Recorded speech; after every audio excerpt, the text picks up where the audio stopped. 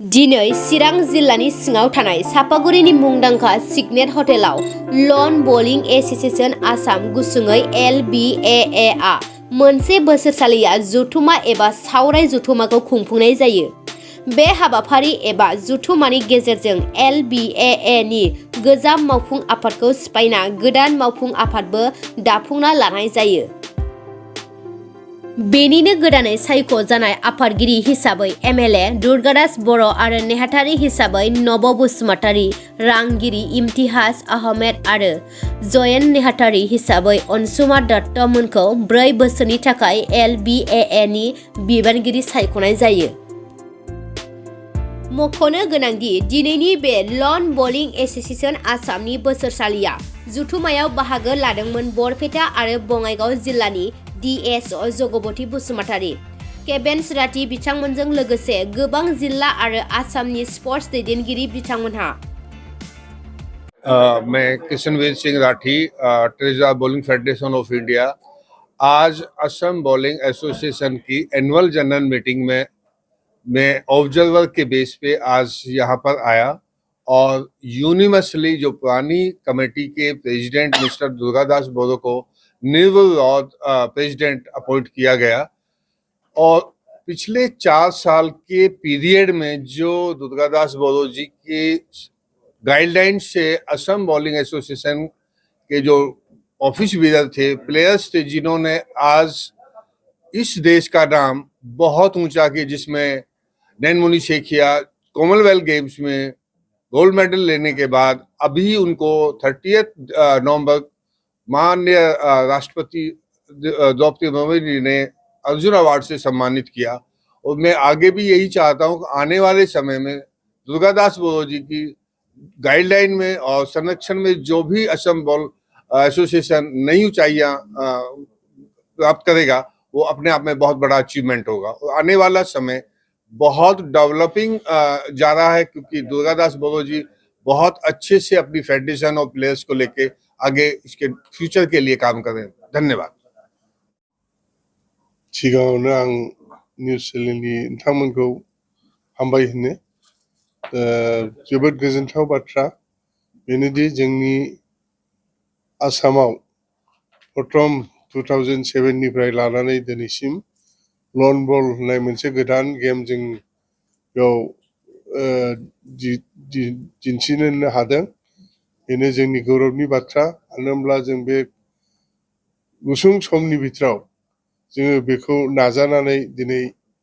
गोबांथार बेयाव professional player दिहुननो हादों। लोगोसे बेयाव जोंनि गेलेग्रा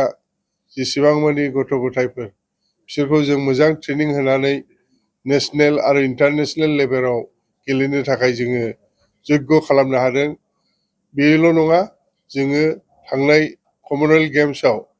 जों गल्ड मेडेल मोननायजों लोगोसे दिनै जोंनि सासे प्लेयारा जोंनि बे आसामनिफ्राय अर्जुन एवार्ड, जे एवार्डआ जोंनि गेलेनाय आयदायाव बयनिख्रुइ देरसिन आरो सनमान गोनां मोनसे एवार्ड, बे एवार्डखौ जोङो मोननो हादों। बेनि थाखायनो आं जुदिও अर्गेनाइजारब्लाबो आं गौरब खालामो। मानो होनब्ला जोङो बेखौ दैदेनबोनानै दिनै आसामनि सासे मुंदांखा एबा सन्मानीय मोनसे पदक मोननो थाखाय बेखौ जों सक्षम खालायनानै दिनै जोङो समग्र भारतबर्षआनो गौरब खालायनो हादों। आरो आं आसामनि दा लन बल एसोसिएशननि सेक्रेटारि जानानै आंनि थाखाय बेनो बयनिख्रुइ देरसिन गोजोननाया बेनो दि जों बेखौ मोजाङै दैदेनबोनाय हानाय बायदि जोङो जेरैबायदि नाजानांगौ बेबायदि जोङो नाजानानै दिनै बे सुंद' समनि बिथोराव जोङो बे प्लेयारफोरखौ जोङो जुगुद खालामदों आरो दिनै बिसोरो दिनै मुंदांखा जानानै गथै भारतबर्षआवनो दिनै मोनसे बिख्यात मोनसे खेल जानो थांनो नाजागासिनो दं। खम समनि बिथोरावनो बेयो आरोबाव गथै जोंनि भारतबर्षआवनो बेयो बांसिनाव बांसिन जायगायाव बे नाजावजागोन। बेखौनो आं आसा खालामो। बे लन बलआ जेन' जोंनि गेजेरावबो जेरावबो जाफुंजोबो, बेखौनो आं आसा खालामो धन्यबाद दिनैहाय मा थांखि आरो मा उद्देश्य लानानै बे हाबाफारिखौ लानाय जादों? दिनै जोंहा थांखिया बेनोदि जोंनि जि एग्जिकिउटिभ बडि एबा जोंनि जेनेरेल बडि बे बडिया जोंना बोसोरब्रै टार्मसनि मोनसे इलेक्सन जायो बे इलेक्सनाव जोङो गोदान बडि दायो आरो बे एभ्रि 4 years 4 बोसोराव जोङो बे बडिखौ दाफुंनो थाखाय जोङो जोबनाय बोसोराव जोङो बे जथुम्माखौ जायो बेबायदिनो जोङो बेखौ एनुवेल जेनेरेल मिटिं होननानै बुङो दा दिनै बे एनुवेल जेनेरेल मिटिङाव दिनै जोंनि आवगुनि जेसेबांनाखि सोद्रोमाफोर दङ बिसोरो गासैबो दिनैनिफ्राय गावसिनि मावनाय दायित्वनिफ्राय एंगारनानै गोदान बेक्तिफोरनो दायित्व होयो आरो बे दायित्वखौ ग्रहन खालामनो थाखाय जोङो दिनै बे जथुम्मा सायख'नानै दायित्वखौ होनो थाखाय जोंनि बे जथुम्माखौ जथुमनाय जादों आरो दिनै गोजोनथाव बाथ्राया बेनोदि जोंनि गेजेराव रावबो हेंथा गैयैलाबायनो आवगुनि जि जेनेरेल बडिनि जेसेबां मानि मेम्बारफोर दङ बिसोरखौनो आरोबाव बे उननि बोसोरनि बोसोरब्रै पिरियडनि समखौबो जोंखौ दैदेनलांनो दायित्व होनायलाय आं बयनिबोसिम आंनि साबायखर थाबाय आरो जोंनि थांखिया बेनो जे जोंनि आरोबाव फैगौ बोसोरब्रै समखौ जोङो मोजाङै सालायलांनो हानाय बायदि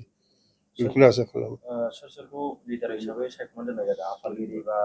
नेहाथारि हिसाबै दासिमबो जोंनि बिथोराव आगुनि जि हिसाबै दा जोंनाव प्रेसिडेन्ट हिसाबै जोंनि मानगोनां दुर्गादास बर' आरो सेक्रेटारि हिसाबै आं मुस्रि नब बसुमतारी आरो ट्रेजारार हिसाबै मिस्टार इम्तियाज आहमेद आरो जइन्ट सेक्रेटारि अनसुमान दत्त बेबायदि लानानै जोङो जि आवगुनि जेसेबां मानि सोद्रोमाफोर दङ बडियाव